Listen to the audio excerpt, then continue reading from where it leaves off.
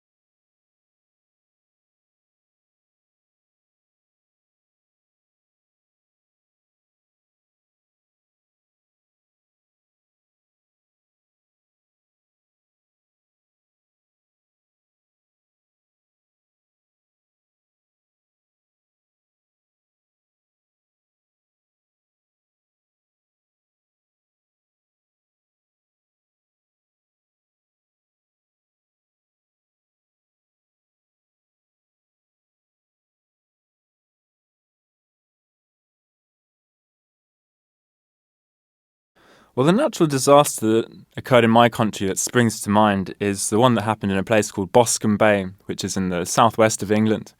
It was a flash flood, basically. A flash flood is a very fast-happening flood, and it was very destructive. It destroyed a whole village called Boscombe Bay, and very sad, actually. Yeah, many people lost their lives. Their livestock, cattle especially, perished in this disaster. I think it occurred maybe sort of 4 or 5 years ago. And as well as causing disaster to the local people. Their homes were destroyed. The landscape was significantly altered, and everyone felt extremely sad because of this. It actually tends to happen quite often now, maybe because of global warming. There's been an increase in the number of floodings. For example, maybe 3 years ago, there was another great flood in southwest England again, near a place called Chippenham, and there were trees and bridges actually underwater. It was impossible to drive up north. This lasted for about 3 days, and actually it was quite inconvenient because I was trying to go up to the Lake District, which is in the north of England. And I think it took around 3 or 4 days to recover, and even after the floods had resided, they needed to remove lots of the debris from especially the motorways. There were many rocks strewn all over the place. So I think this is probably likely to increase, actually. As I said, global warming and climate change is causing an increase in hostile climate. Did it take your country a long time to recover from this flash flood? As I said, it probably took about maybe 3 days for the floods to reside. But then I think emotionally, people are still recovering now, the people who lost their lives, the people who lost their pets and cows. Okay, that's 2 minutes. Let's move on to part 3. You've been talking about a natural disaster that has occurred in your country, and I'd like to ask you 1 or 2 more general questions related to this. Let's consider, first of all, natural disasters. Can you comment on the effect that natural disasters have on the economy? Well, although from one perspective, natural disasters devastate the economy to a large extent, businesses are destroyed, etc. Therefore, people lose their jobs for a period of time. However, it's also been argued that it stimulates the economy in some ways. For example, building contractors will be hired, and it often causes an increase of investment by the government to try and help the area to develop again. And could you suggest some ways we can help those affected by natural disasters? Well, I think first and foremost, people obviously need to make sure that they have somewhere to live. If they've lost their home, they will need sufficient shelter, medical attention. But also, quite importantly, I think, is psychological help. People can often be rather traumatized after these kinds of events, and I think some kind of counseling is often quite important. Could you compare the severity of natural disasters to man-made disasters? Well, it's a difficult question, really, because man-made disasters could be worse than natural disasters, or vice versa. For example, Chernobyl, which was the nuclear power plant in Russia, melted down and still is causing a great deal of damage to the environment and people. However, smaller incidents have occurred which probably aren't as devastating as, say, earthquakes, which have happened in places around the world, in New Orleans, the flooding, hurricanes. However, it could be argued that a man-made disaster is global warming, that is actually causing a lot of these natural disasters. So it's difficult to actually determine where to draw the line between natural and man-made disasters. Let's talk about charities. You mentioned before ways that you could help those affected by natural disasters. Could you outline what kind of support charities provide in these times? Well, I think in these times, mainly they would provide material support.